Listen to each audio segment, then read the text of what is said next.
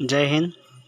आज का यह कार्यक्रम विद्यार्थी संवाद, जिसमें कि हमारे यशस्वी मुख्यमंत्री श्री शिवराज सिंह चौहान विद्यार्थियों को संबोधित करने वाले हैं। यह कार्यक्रम 31 जुलाई 2021 को आयोजित हुआ था तथा नवीन शिक्षण सत्र में विद्यार्थियों को प्रेरणा और मार्गदर्शन प्रदान करने के लिए स्कूल शिक्षा विभाग के द्वारा यह कार्यक्रम आयोजित किया गया है, जिसमें हम हमारे उच्च अधिकारी एवं माननीय मुख्यमंत्री जी के विचार और प्रेरणा प्राप्त करेंगे। शिक्षकों और स्कूल स्टाफ के लिए आज का यह कार्यक्रम आयोजित किया गया है। प्रदेश के स्कूल शिक्षा राज्य मंत्री स्वतंत्र प्रभार माननीय श्री इंदर सिंह परमार जी, प्रमुख सचिव स्कूल शिक्षा श्रीमती रश्मि अरुण चन्नी, संचालक राज्य शिक्षा केंद्र श्री एस धनराजू और स्कूल शिक्षा विभाग के राज्य और जिला स्तर के सभी अधिकारी गण भी इस कार्यक्रम में हमारे साथ सम्मिलित हैं। मैं सभी का हार्दिक अभिनंदन और स्वागत करती हूँ। इस वर्ष हमारा शैक्षणिक सत्र तो 15 जून से प्रारंभ हो गया है, तथापि स्कूल खोलने की कार्यवाही हाल ही में प्रारंभ हो सकी है। अतः वर्ष के प्रारंभ में ही विद्यार्थियों के प्रोत्साहन तथा मनोबल में वृद्धि के लिए उनसे संवाद करने, परिवार में पठन पाठन के लिए अनुकूल वातावरण निर्मित करने तथा को एजुकेटर के रूप में अभिभावकों की भूमिका के बारे में अपने विचार साझा करने तथा शिक्षकों से जो अपेक्षाएं हैं उसके बारे में उन्हें मार्गदर्शन प्रदान करने के लिए माननीय मुख्यमंत्री जी ने स्वयं ही आज के इस कार्यक्रम की परिकल्पना की है। अब माननीय मुख्यमंत्री जी हमारे विद्यार्थियों से संवाद करेंगे। सबसे पहले विदिशा जिले से कुमारी आस्था तिवारी। नमस्ते सर। आप कौन सी क्लास 10th में हो? 10वीं में हो? जी सर। तो 9th पास करके अभी 10th में आई हो या 10th पास किया है? सर 9th पास आउट कर अभी 10th में आई हूँ। सर आपने जो ऑनलाइन क्लासेस अरेंज करवाई है हम लोगों के लिए, उसी के थ्रू और थोड़ी सेल्फ स्टडी भी। अच्छा। बेटी आपकी हॉबीज कौन कौन सी है, बताओगी जरा? सर मेरी स्टडी और एंकरिंग मेरी हॉबी है। तो ये एंकरिंग हॉबी है आपकी, तो करते क्या हो इस हॉबी को पूरा करने के लिए? सर मेरे स्कूल में जो भी फंक्शंस होते हैं उसमें मुझे अपॉर्चुनिटी दी जाती है एंकरिंग की, और मेरे को अच्छा लगता है बोलना, इसलिए। Very good. ये जो एंकरिंग है ये न केवल विषयों को स्पष्ट करना सिखाएगी बल्कि आपको बहुत अच्छा वक्ता भी बनाएगी। वैसे भी मुझे लग रहा है आप अच्छी वक्ता तो हो ही, अच्छा बोल रही हो आप, शब्दों का चयन बहुत बेहतर है आपका। अच्छा, कोरोना काल में स्कूल तो खुले नहीं, फिर पढ़ाई कैसे की आपने? सर ऑनलाइन क्लासेस के थ्रू और सेल्फ स्टडी। ऑनलाइन क्लासेस के थ्रू जितनी नॉलेज, जितना ज्ञान मिलना चाहिए वो हमको मिल जाता था? सर जितना ज्ञान हमें ऑनलाइन क्लासेस से मिलता था वो मतलब हमें जितना जो भी हमारी स्टडी होती थी वो टीचर्स बहुत अच्छे से हमको एक्सप्लेन करते थे, और जो भी क्वेरीज होती थी वो भी बताते थे अच्छे से। इस प्रकार कार्यक्रम की शुरुआत में माननीय मुख्यमंत्री जी ने विभिन्न जिलों के कुछ बच्चों से बात की तथा व्यक्तिगत चर्चा कर उन्हें मार्गदर्शन प्रदान किया। माननीय मुख्यमंत्री जी से अनुरोध है कि वे हमें अपने आशीर्वचन प्रदान करें। हमारे शिक्षा मंत्री आदरणीय श्री इंदर सिंह परमार जी, शिक्षा विभाग की प्रमुख सचिव रश्मि जी, बाकी सभी अधिकारी साथीगण और पूरे प्रदेश में वर्चुअली अपने घरों में भी और मेरे सामने बैठे भी सुन रहे हमारे सभी गुरुजन, विद्यालय परिवार के सभी सदस्यगण, मेरी लाडली भांजियों, प्यारे भांजों, बहुत दिन बाद आज मौका मिला। मेरी जिंदगी का सबसे सुंदर पल और सबसे खुशी का क्षण अगर कोई होता है तो अपने बच्चों से मिलना होता है, भांजे भांजियों से मिलना होता है। खेलते कूदते बच्चे, हंसते मुस्कुराते बच्चे, अलग अलग एक्टिविटीज करते बच्चे, यहां तक कि शरारत करते हुए बच्चे सचमुच में मन मोह लेते हैं। अभी भी कहीं से गुजरता हूं तो छोटे छोटे बेटी बेटा हाथ लगा के कहते बाय मामा, सारी थकान दूर हो जाती है। अद्भुत अद्भुत है बचपन। एक गीत मुझे बहुत अच्छा लगता है, जो आज नहीं बहुत पहले वर्षों पहले एक फिल्म में गाया गया था। बच्चे मन के सच्चे, सारे जग के राज दुलारे, ये वो नन्हे फूल हैं जो भगवान को लगते प्यारे। लेकिन आज मैं शुरू करूंगा एक ऐसे बच्चे की कहानी से,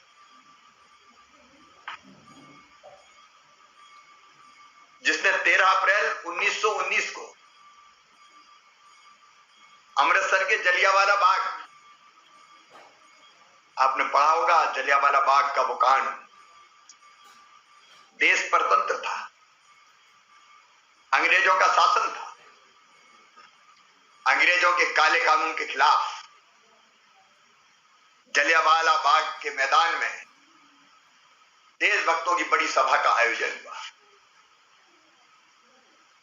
सभा शांतिपूर्ण चल रही थी, तभी अचानक जनरल ओडायर वो वहां पहुंचे और पुलिस के साथ पहुंचे, और बिना किसी पूर्व चेतावनी के देशभक्तों की उस सभा पर सीधे निशाना लगा के गोलियां बरसा दी गई। कोहराम मच गया। बचने के लिए लोग इधर उधर, लोगों ने दौड़ने की कोशिश भी की। पास में कुआं था, उसमें कई लोग गिर गए, कुआं लाशों से पट गया, जलियांवाला बाग खून से लाल हो गया, भारतीयों के खून से, देशभक्तों के खून से। उस समय एक छोटा सा बालक भी वहां उपस्थित था, और उस बच्चे ने खून से सनी उस माटी को उठा के ये कसम खाई थी कि जनरल ओडायर, तेरी गोलियों ने देशभक्त भारतीयों के रक्त से ये मिट्टी रंगी है, इस मिट्टी की सौगंध मैं भी तेरे शरीर को गोलियों से भून दूंगा। छोटा सा बच्चा ले लिया संकल्प। जनरल ओडायर इंग्लैंड चला गया, ऊधम सिंह भूला नहीं। उम्र बढ़ने के साथ संकल्प भी मजबूत होता चला गया, और अपने संकल्प को पूरा करने ऊधम सिंह भी इंग्लैंड पहुंच गया। अब उस विस्तार में नहीं जा रहा मैं कैसे पहुंचा। अत्यंत कठिनाइयों से अपने वो दिन बिताए, कई तरह के काम मेहनत की, और वो मौके की ताक में लगे रहे। जनरल ओडायर कहां से आता है, कहां जाता है, कहां से निकलता है, पिस्तौल का इंतजाम किया, और एक दिन जैसी मौका मिला, सारी गोलियां जनरल ओडायर के सीने में उतार दी, और जलियांवाला बाग का बदला लेके इंग्लैंड की धरती पर ही फांसी के फंदे पे चढ़ गए ऊधम सिंह। आज उनकी पुण्यतिथि है, मैं उनको प्रणाम करता हूं। मुझे लगा कि उनकी पुण्यतिथि है तो उनके बारे में आप जानते होंगे, लेकिन मुझे आज बताना चाहिए। ये जो आजादी हमको मिली है,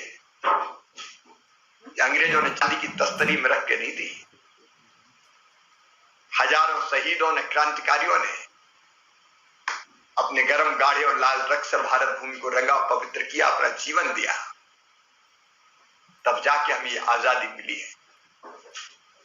कुछ समय बाद, पिछले अगले साल आजादी की 75वीं वर्षगांठ आएगी।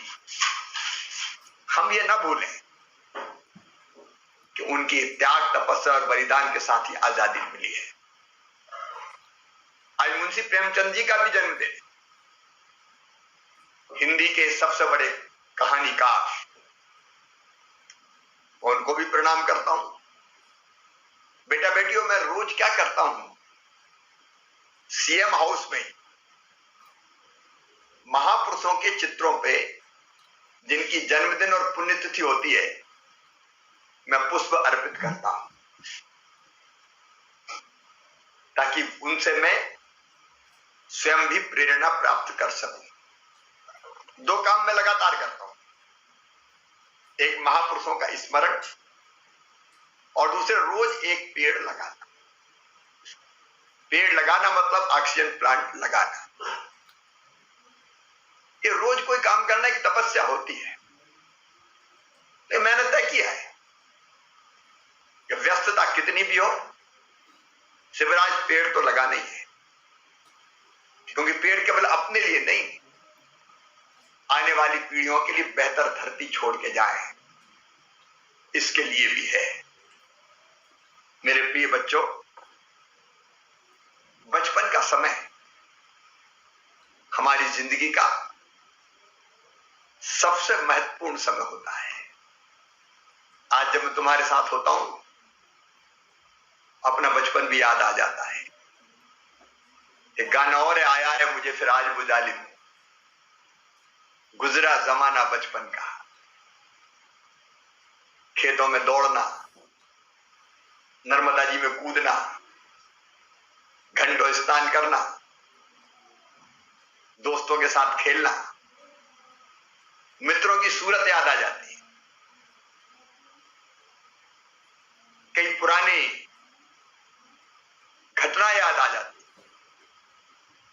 लेकिन बचपन इसलिए और महत्वपूर्ण है कि बचपन में ही बड़े होके हम क्या बनेंगे इसकी नींव पक्की हो जाती है। और इसलिए मैं आज आपसे ये आग्रह कर रहा हूं, ये समय जरूर कष्ट का है, संकट का है, कोरोना काल अभी चल रहा है, इसलिए मेरे कई बच्चों ने आज बताया, 5 बच्चों से मैंने बात की, कोरोना काल में भी उनकी गतिविधियां थमी नहीं, वो कुछ ना कुछ बेहतर करने के प्रयास करते रहे। मैं कोरोना काल के कारण, क्योंकि अभिभावक भी आज मुझसे जुड़े हैं और अध्यापक मित्र भी जुड़े हैं, शिक्षक गुरुजन जुड़े हैं, मैं गुरुजनों को प्रणाम करता हूं, क्योंकि गुरु तो गुरु होते हैं। गुरु से बड़ा पद कोई हो नहीं सकता। हमारे यहां तो कहा गया है, गुरु ब्रह्मा गुरु विष्णु गुरु देवो महेश्वरा, साक्षात परमेश्वर गुरु को मानता है। कोरोना काल में जिस लगन से और मेहनत से बच्चों के अध्यापन का काम आपने किया, उसके लिए मैं प्रदेश की जनता की ओर से आपको हृदय से धन्यवाद देता हूं।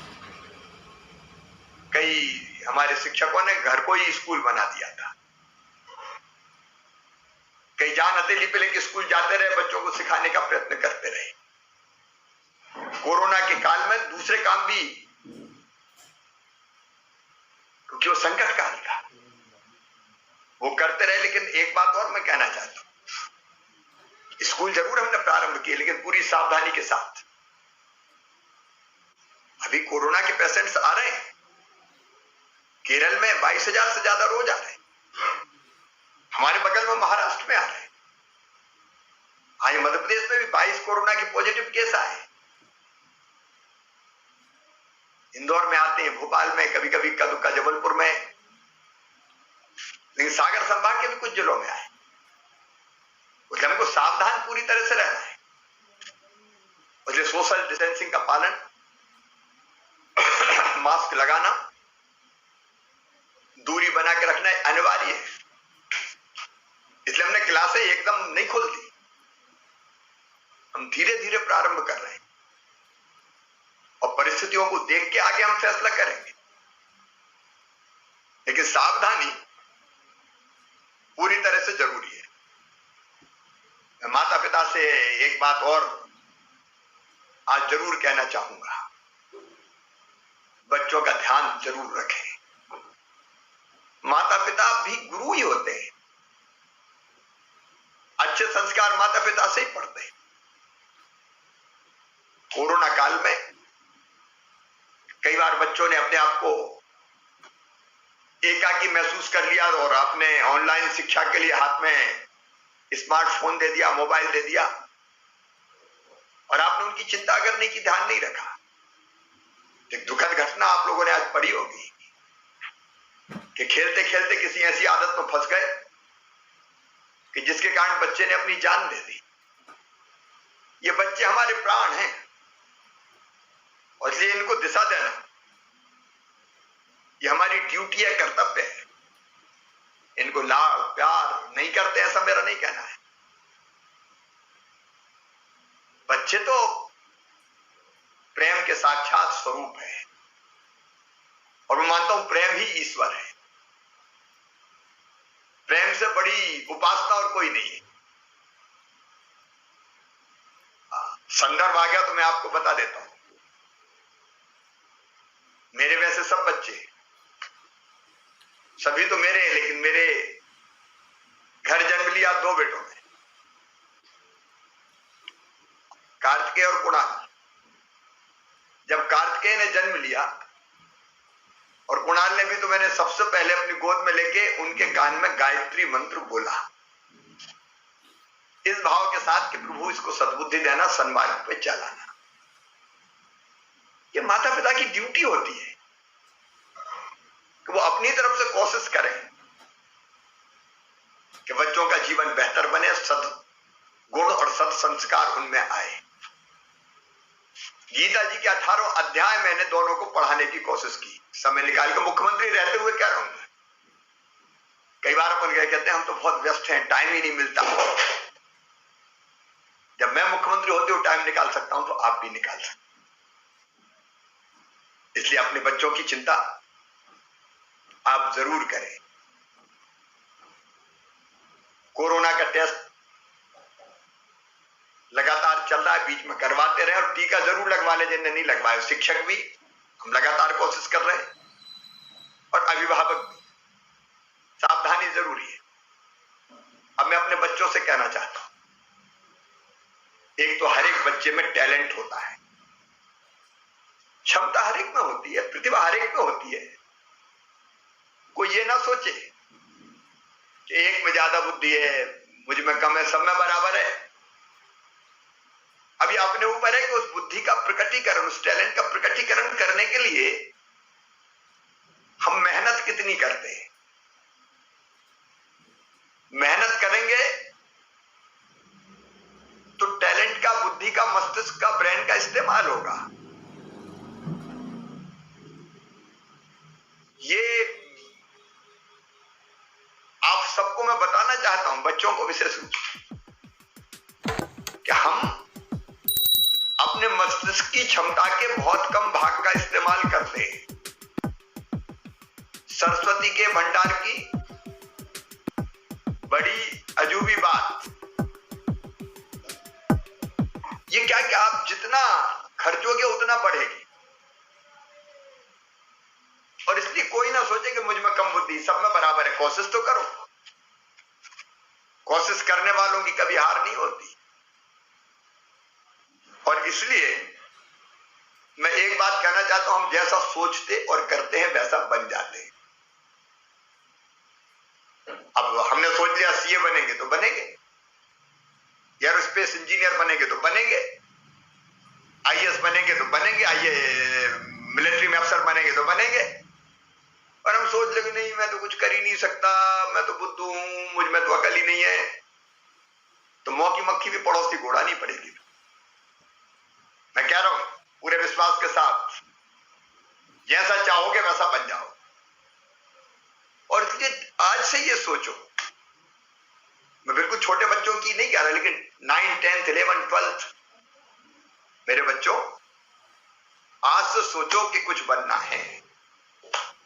लेकिन कुछ बनने के लिए कुछ करना पड़ता है, अपने आप हम नहीं बन जाते। और इसलिए कोई लक्ष्य निर्धारित करो जीवन का। अब आप उम्र के उस पड़ाव में हैं, विशेषकर जो 9, 10, 11, 12 में है, वो अपने जीवन की दिशा तय कर सकते हैं। तय करवाने में आपको गुरु आपको सहयोग करेंगे, आपके माता पिता मम्मी पापा आपको सहयोग करेंगे,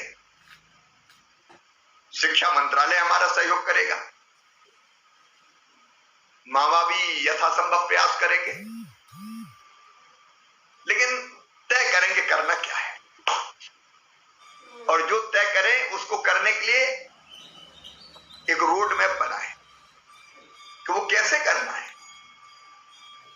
कुछ चीजें उसके लिए जरूरी है। एक, जीवन में अनुशासन। अनुशासन का मतलब नियमितता। कितने बजे उठेंगे, कितने बजे सोएंगे, क्या खाएंगे, क्या पिएंगे, ये हमको निर्धारित करना पड़ेगा। देखो ये जीवन को बनाना साधना है, तपस्या है। अब मान लिया हम तय करते हैं कि हम 4 बजे उठेंगे, 5 बजे उठेंगे, जो भी, मैं 6 बजे उठेंगे, तो अपवाद छोड़ के, परीक्षा खत्म हुई तो 2-4 दिन फिर सोना है, वो एक अलग विषय है, लेकिन अपवाद छोड़ के नियमितता का पालन करना। और कुछ बनने के लिए एक चीज और जरूरी है, वो है स्वस्थ रहना। शरीर माध्यम खल धर्म साधनम। शरीर माध्यम है सब धर्मों का पालन करने का। नायम आत्मा बलहीनेन लभ्या, मतलब जिसके शरीर में ताकत ही नहीं है वो फिर कुछ नहीं कर सकता। पहला सुख निरोगी काया, तो शरीर तो स्वस्थ रहना चाहिए, इसलिए जरूरी है व्यायाम, खेल कूद। केवल पढ़ाई नहीं, खेल बहुत महत्वपूर्ण है। मैं आज पालकों से, माता पिताओं से कहना चाहता हूं, डंडा लेके हमेशा बस पढ़ बैठ वही मत किया करो। बच्चों को खेलने कूदने का भी समय दो, और नहीं तो स्कूल से आए फिर और कहीं कोचिंग में बिठा दिया, और फिर समय ऐसा हो गया कि टीवी खोल लिया या स्मार्टफोन पे या मोबाइल फोन पे शुरू हो गए, तो शारीरिक मेहनत कम होती तो शरीर स्वस्थ नहीं रहता। खेलना कूदना, नियमित व्यायाम, सूर्य नमस्कार कर सकते हो, कुछ योगासन कर सकते हो। और मेरे बच्चों, प्राणायाम भी एक अचूक अस्त्र है शरीर को स्वस्थ रखने का। इसलिए हम लोग योग सिखाने की भी स्कूलों में कोशिश करते हैं, और योग की प्रतिष्ठा पूरी दुनिया में है। मैं भी कोशिश करता हूं नियमित रूप से। तीसरी चीज और ध्यान रखना, बिल्कुल पर्सनल बात कर रहा हूं, दिल से कर रहा हूं, खाने पीने का ध्यान। क्या खाना चाहिए और क्या नहीं खाना चाहिए।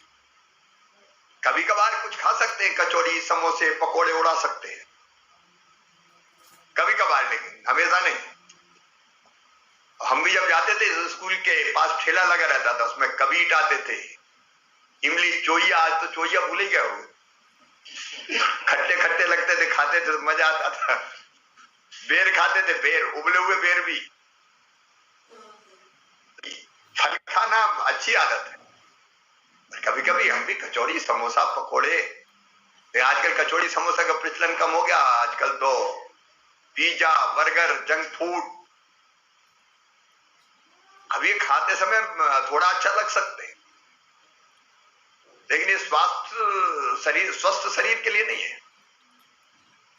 एक आध बार सप्ताह में खा लिया कोई बात नहीं, लेकिन रोज तो वही खाना चाहिए जो शरीर के लिए हितकारी हो। भोजन के बारे में 3 सूत्र है, हितभुक, मितभुक, ऋतभुक।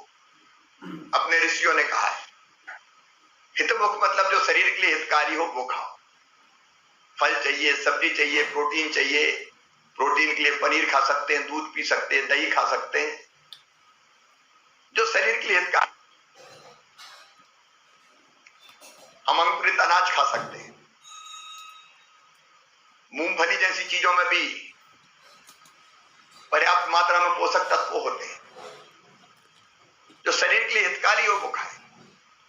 मितभुक का मतलब भूख से थोड़ा कम खाएं, जितनी भूख लगी नहीं तो एकदम गले तक भर लिया भी उसकी जरूरत नहीं है। और ऋतभुक का मतलब ऋतु में जो फल या जो चीज होती है, चाहे वो कोई जरूरी नहीं कि महंगी खाएं। अमरूद के सीजन में अमरूद खाएं, आम के सीजन में आम खाएं। मैं भोजन पे लंबी बात नहीं करूंगा, लेकिन हम कैसा खाएं ये भी जरूरी है। समय पर पढ़ाई के समय खेल, के समय खेल और पढ़ाई के समय पढ़ाई। और पढ़ाई का मूल है कंसंट्रेशन। आपने किताब खोली और दिमाग कहीं और प्लेग्राउंड में है तो आप नहीं पढ़ सकते, आपके दिमाग में आधी बात आएगी नहीं।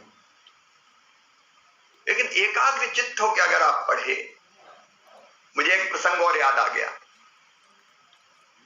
गुरु द्रोणाचार्य ने कौरव और पांडव जो उनके शिष्य थे उनकी परीक्षा लेने का सोचा। आपने भी बचपन में पढ़ी होगी, शायद पाठ्य पुस्तक में अब है कि नहीं, लेकिन मैं जब पढ़ता था तो वो थी कहानी। उनको तीर चलाने की परीक्षा लेनी थी, धनुष बाण। सबके हाथ में धनुष बाण दे दिए। एक पेड़ पे एक चिड़िया रख दी गई और सबसे कहा गया कि चिड़िया की आंख पर निशाना लगाना है।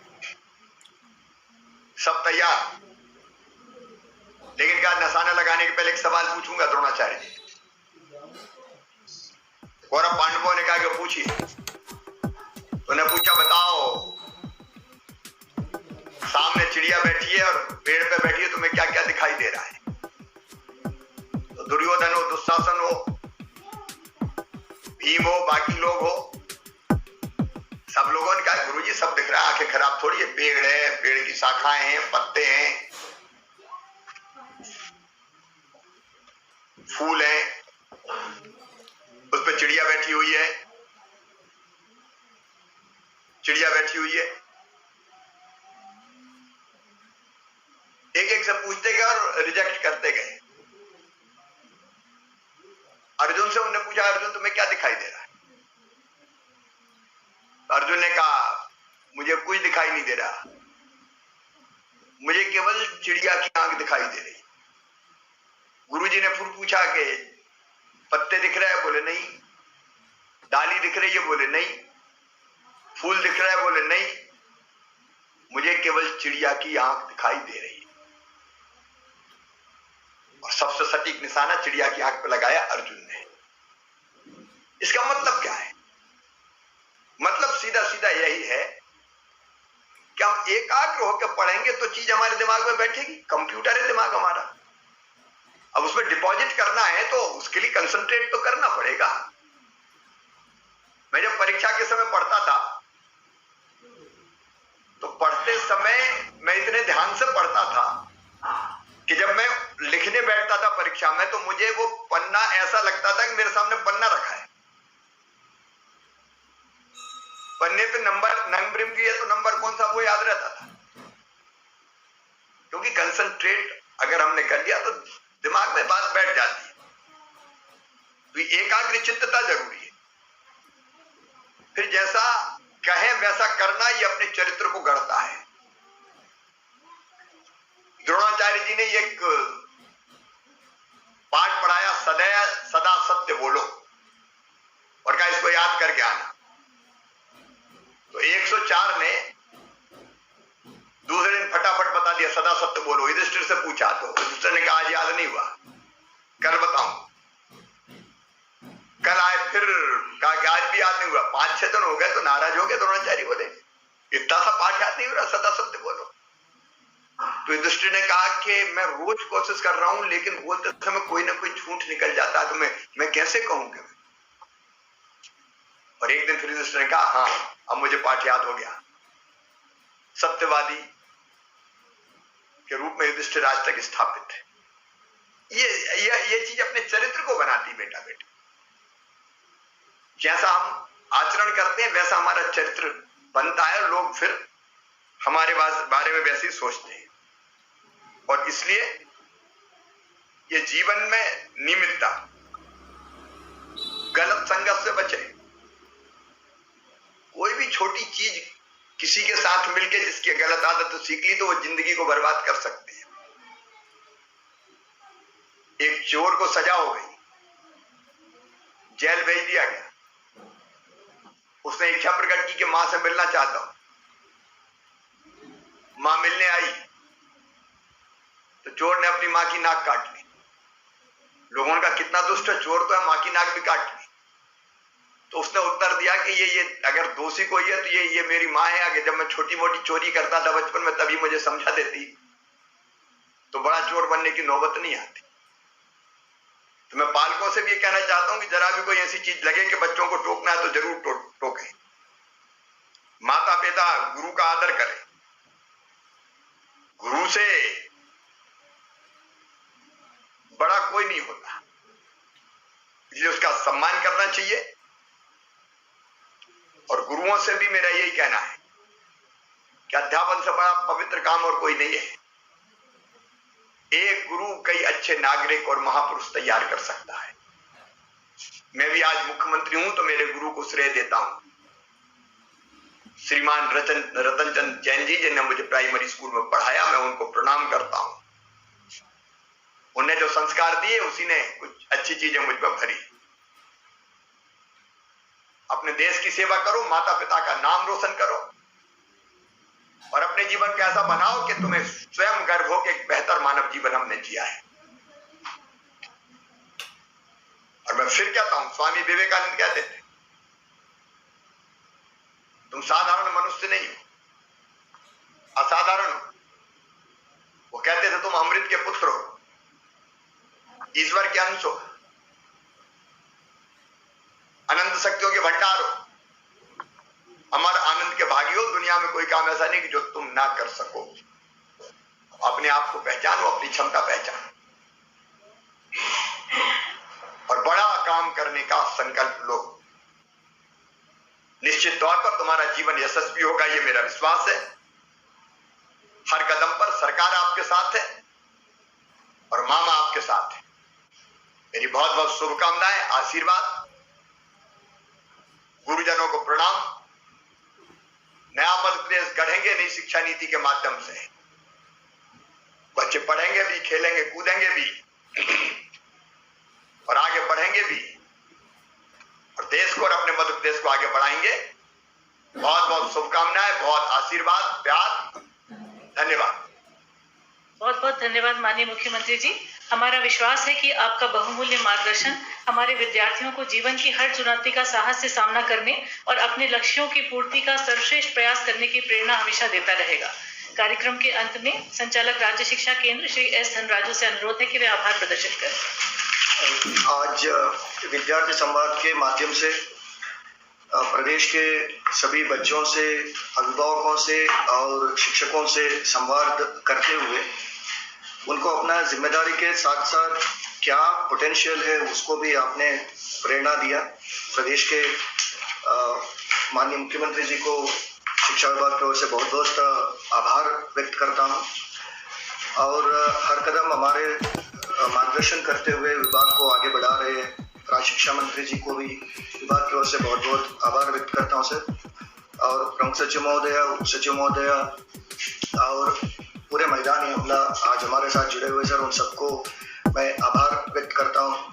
और विशेषकर बच्चे जिनके लिए ये पूरा हम कार्यक्रम कर रहे हैं उनको, उनके अभिभावकों को, सभी को विभाग की ओर से बहुत बहुत आभार व्यक्त करता हूँ सर। धन्यवाद।